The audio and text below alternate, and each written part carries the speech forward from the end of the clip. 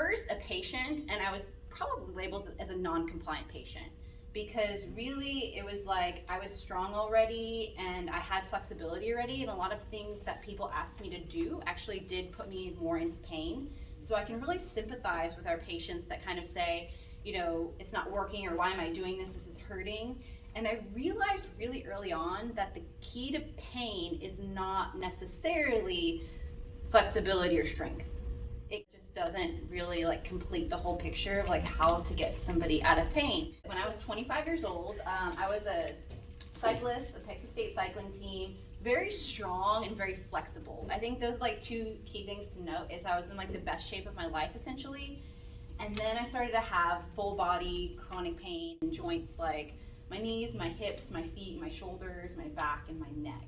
Because sometimes I could do something, but it wasn't if I could do it or not, it was that it would cause pain. So it wasn't about just doing more, it was about how do I get out of pain. And this mission has been really personal to me because of that, because I've been trying to solve my own problems and patients' problems kind of simultaneously, and that's why I care so deeply about what I'm doing in this mission and really looking at things with a very critical eye.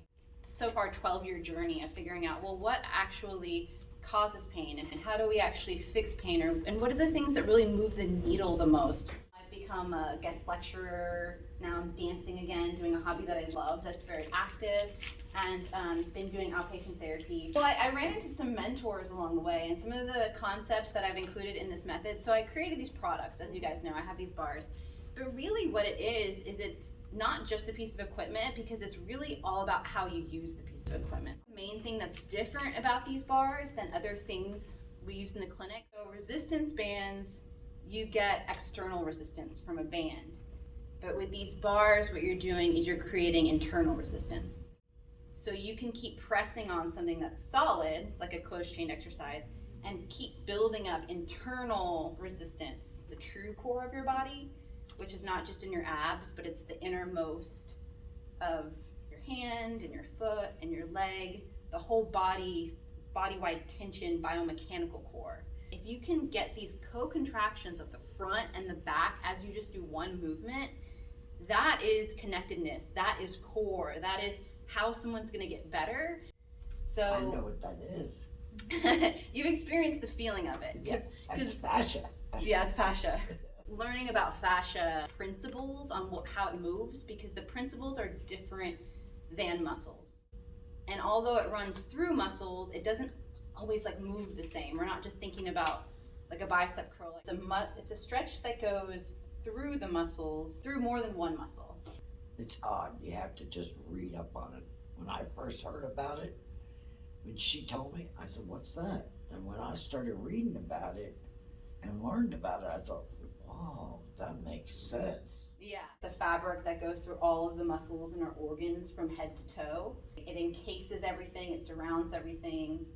We didn't talk about it a lot in PT school. Typically with information in physical therapy school, it's only older information. Newer information doesn't necessarily get disseminated into schools just because of the time it takes to get it into the curriculum. It's a different feeling, it's a different movement, it's different than just exercising muscles. The feeling people get, like Nancy's described, you'll hear all sorts of things, but she's told me before, it feels like you're twisting my body inside out. Indicator that they're doing it correctly or they're feeling it correctly. Have aha moments and, oh wow, I didn't realize I could feel that way, or I didn't realize my pain could go down. So we take into consideration a lot of neurological principles, and what that does is it helps kind of turn on the fascia. I feel like this works really good with athletes, but everyone's. It's really about building something up and then releasing it. 2 years ago, I couldn't walk. I came in here. Mia started with me. She started telling me about fascia. I started learning more about it. Started doing those strengths for the fascia. Find out what that patient needs. Minutes after, my 2-week pain was gone.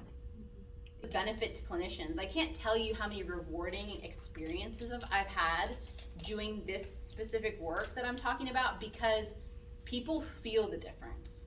I can give it to them as an exercise that they can reproduce, versus I also do some stuff with manual, but the thing with manual is they can't go home and repeat it.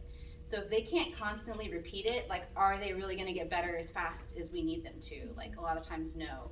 So to give them something that they can repeat at home, I think is priceless, and give them that feeling that you've just taken me out of pain, or you've just given me a great experience in my body. So there's multiple levels. So, but what I wanted to go over is just like level 1, just make it super easy on people. What I call PressEX, which is just, I'm really big on form, and I talk about like fascia form. So it might not be the same form that other people teach, but it's the form that's gonna activate the biomechanical fascia. So PressEX and concepts. So it's just the concept of pressure. Pressure is really big in fascia. So a lot of times, really the main thing you have to know at level 1 is that you need